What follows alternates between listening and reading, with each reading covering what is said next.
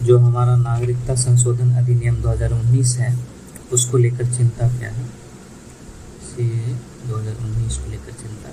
तो इसमें एक उत्तर पूर्व मुद्दा है जिसमें असम समझौता 1985 है, ये उसका उल्लंघन करता है।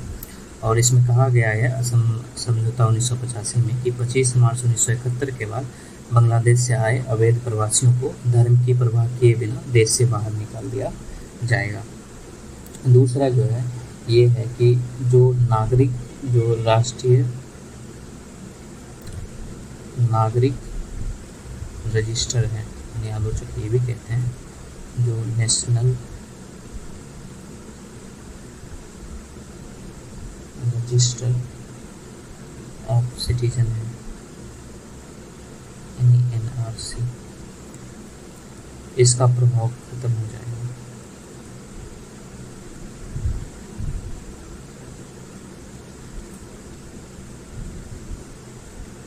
और तीसरी समस्या क्या है कि अभी वर्तमान में असम में 20 मिलियन से ज़्यादा अवैध बांग्लादेशी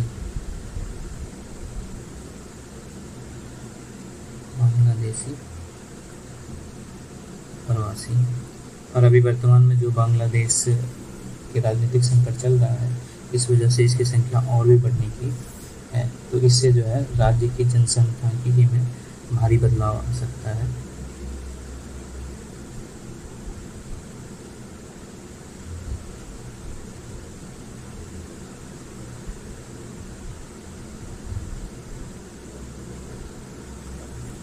दूसरी चीज़ें ये है कि कुछ आलोचक कहते हैं कि अनुच्छेद 14 का उल्लंघन करता है।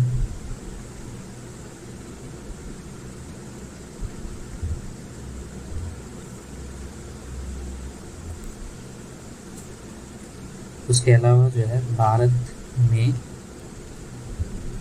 अन्य शरणार्थी भी है, कई अन्य शरणार्थी हैं, चाहे उसमें बात करें तो श्रीलंका, तमिल और म्यांमार से रोहिंग्या, म्यांमार से आए हिंदू रोहिंग्या शामिल हैं।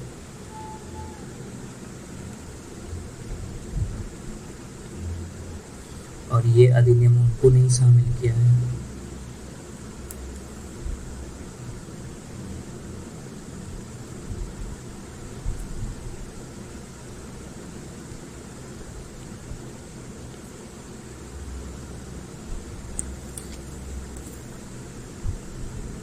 अगली चीज़ें हैं जो अवैध प्रवासी हैं और या फिर जो साथ में सताए गए लोग हैं, उनके बीच अंतर करना मुश्किल हो जाएगा। तो ये चीज़ें भी हैं। और ये अधिनियम कहीं ना कहीं उन धार्मिक उत्पीड़न की घटनाओं पर प्रकाश डालता है जो इन 3 देशों में हुए हैं, और इस वजह से जो है उन देशों के साथ जो द्विपक्षीय व्यापार या संबंध कह सकते हैं, उस पर बुरा असर पड़ेगा।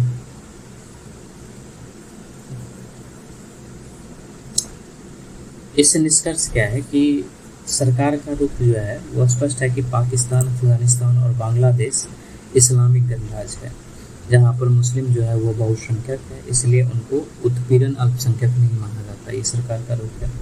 दूसरा कि सरकार ये कहती है कि यह उन लोगों के लिए एक वरदान के रूप में है जो विभाजन का शिकार हुए थे, और अब ये 3 देश लोकतांत्रिक इस्लामिक गणराज्य में खुद को परिवर्तित कर लिया है, यानी इस्लामिक गणराज्य खुद को घोषित कर लिया है। तो वहाँ पे ये अल्पसंख्यक के तौर पर हो गए, तो इनके साथ उत्पीड़न हो रही है, तो ये अधिनियम जो है उस समस्या का भी समाधान करेगा।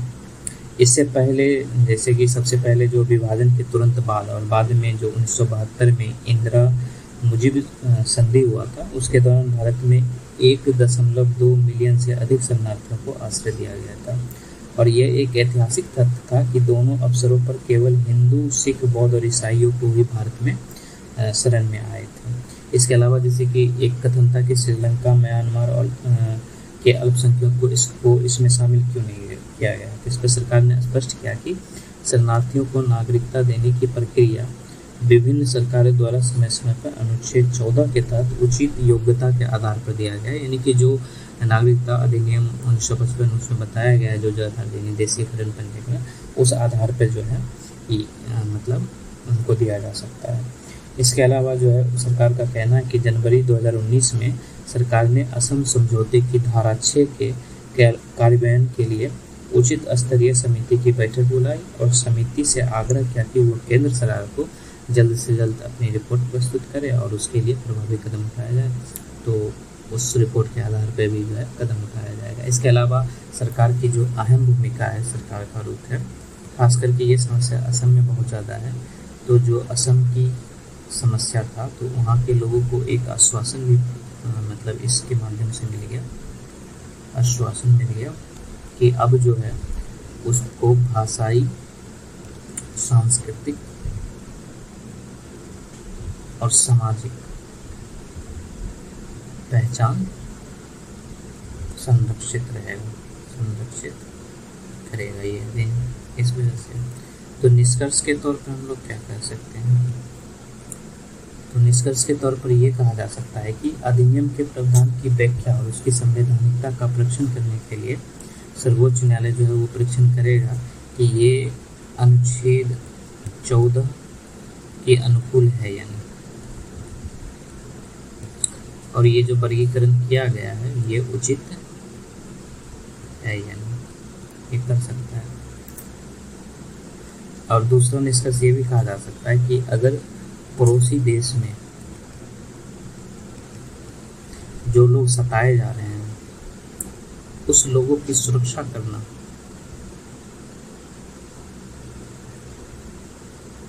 वो भारत का मौलिक कर्तव्य भी है। इसके अलावा पूर्वोत्तर के लोगों को उनको यह भी समझाना होगा, ठीक है, कि ये क्षेत्र जो है लोगों के भाषाई, सांस्कृतिक और सामाजिक पहचान का संरक्षण किया जाएगा। तो इसी के तरह जो है ये चैप्टर हमारा यहीं पे समाप्त होता है। अब जो है हम लोग अगला चैप्टर देखेंगे जो हमारा नागरिकता संशोधन अधिनियम 2019 है, उसको लेकर चिंता क्या है, 2019 को लेकर चिंता। तो इसमें एक उत्तर पूर्व मुद्दा है जिसमें असम समझौता 1985 है, ये उसका उल्लंघन करता है। और इसमें कहा गया है असम समझौता 1985 में कि 25 मार्च 1971 के बाद बांग्लादेश से आए अवैध प्रवासियों को धर्म की परवाह किए बिना देश से बाहर निकाल दिया जाएगा। दूसरा जो है ये है कि जो राष्ट्रीय नागरिक रजिस्टर है, यानी आलोचक ये भी कहते हैं जो नेशनल रजिस्टर ऑफ सिटीजन है, यानी NRC, इसका प्रभाव खत्म हो जाएगा।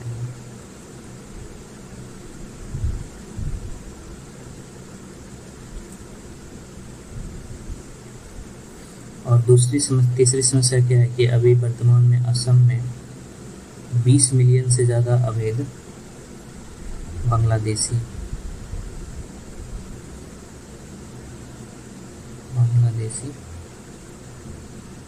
प्रवासी, और अभी वर्तमान में जो बांग्लादेश के राजनीतिक संकट चल रहा है इस वजह से इसकी संख्या और भी बढ़ने की है। तो इससे जो है राज्य की जनसंख्यिकी में भारी बदलाव आ सकता है।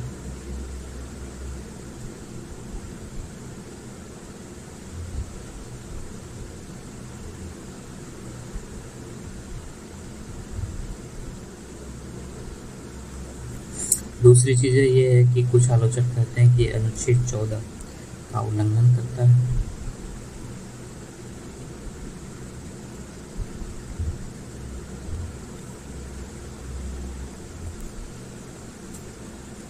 उसके अलावा जो है भारत में अन्य शरणार्थी भी हैं, कई अन्य शरणार्थी हैं चाहे उसमें बात करें तो श्रीलंका, तमिल और म्यांमार से रोहिंग्या, म्यांमार से आए हिंदू रोहिंग्या शामिल हैं।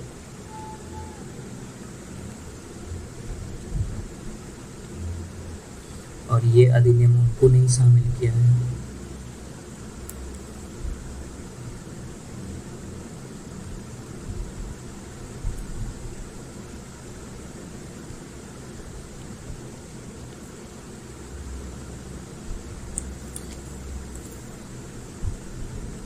अगली चीजें हैं जो अवैध प्रवासी हैं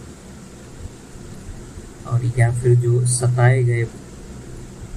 साथ में सताए गए लोग हैं, उनके बीच अंतर करना मुश्किल हो जाएगा। तो ये चीजें भी हैं। और ये अधिनियम कहीं ना कहीं उन धार्मिक उत्पीड़न की घटनाओं पर प्रकाश डालता है जो इन 3 देशों में हुए हैं। और इस वजह से जो है उन देशों के साथ जो द्विपक्षीय व्यापार है, द्विपक्षीय व्यापार या संबंध कह सकते हैं, उस पर बुरा असर पड़ेगा।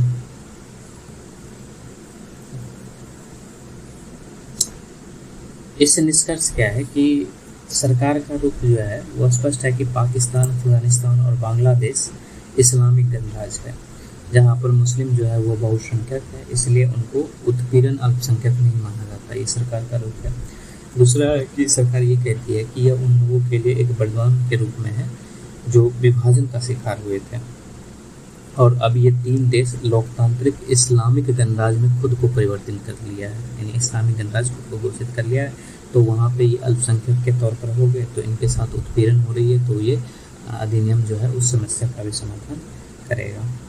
इससे पहले जैसे कि सबसे पहले जो विभाजन के तुरंत बाद और बाद में जो 1972 में इंदिरा मुजिब संधि हुआ था, उसके दौरान भारत में 1.2 मिलियन से अधिक शरणार्थियों को आश्रय दिया गया था। और यह एक ऐतिहासिक तथ्य था कि दोनों अवसरों पर केवल हिंदू, सिख, बौद्ध और ईसाइयों को ही भारत में शरण में आए थे। इसके अलावा जैसे कि एक कथन था कि श्रीलंका, म्यांमार और के अल्पसंख्यकों को इसमें शामिल क्यों नहीं किया गया। इस पर सरकार ने स्पष्ट किया कि शरणार्थियों को नागरिकता देने की प्रक्रिया विभिन्न सरकारों द्वारा समय समय पर अनुच्छेद 14 के तहत उचित योग्यता के आधार पर दिया गया है। यानी कि जो नागरिकता अधिनियम 1955 उसमें बताया गया है जो अधिनियम देशीकरण करने का, उस आधार पर जो है मतलब उनको दिया जा सकता है। इसके अलावा जो है सरकार का कहना है कि जनवरी 2019 में सरकार ने असम समझौते की धारा 6 के कार्यान्वयन के लिए उचित स्तरीय समिति की बैठक बुलाई और समिति से आग्रह किया कि वो केंद्र सरकार को जल्द से जल्द अपनी रिपोर्ट प्रस्तुत करे और उसके लिए प्रभावी कदम उठाया जाए। तो उस रिपोर्ट के आधार पर भी जो है कदम उठाया जाएगा। इसके अलावा सरकार की जो अहम भूमिका है, सरकार का रुख है, खास करके ये समस्या असम में बहुत ज़्यादा है। तो जो असम की समस्या था तो वहाँ के लोगों को एक आश्वासन भी मतलब इसके माध्यम से मिल गया, आश्वासन मिल गया कि अब जो है उसको भाषाई, सांस्कृतिक और सामाजिक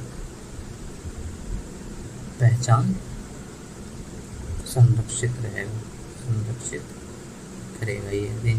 इस वजह से तो निष्कर्ष के तौर पर हम लोग क्या कह सकते हैं, तो निष्कर्ष के तौर पर ये कहा जा सकता है कि अधिनियम के प्रावधान की व्याख्या और उसकी संवैधानिकता का परीक्षण करने के लिए सर्वोच्च न्यायालय जो है वो परीक्षण करेगा कि ये अनुच्छेद 14 के अनुकूल है या नहीं,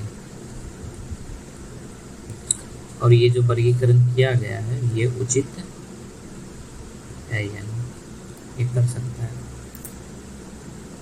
और दूसरा निष्कर्ष ये भी कहा जा सकता है कि अगर पड़ोसी देश में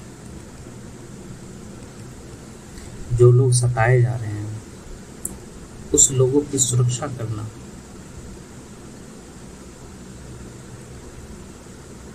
वो भारत का मौलिक कर्तव्य भी है।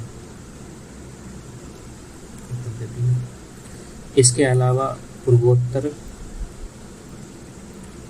के लोगों को उनको यह भी समझाना होगा, ठीक है, कि ये क्षेत्र जो है लोगों के भाषाई, सांस्कृतिक और सामाजिक पहचान का संरक्षण किया जाएगा। तो इसी के तरह जो है ये चैप्टर हमारा यहीं पे समाप्त होता है। अब जो है हम लोग अगला चैप्टर देखेंगे।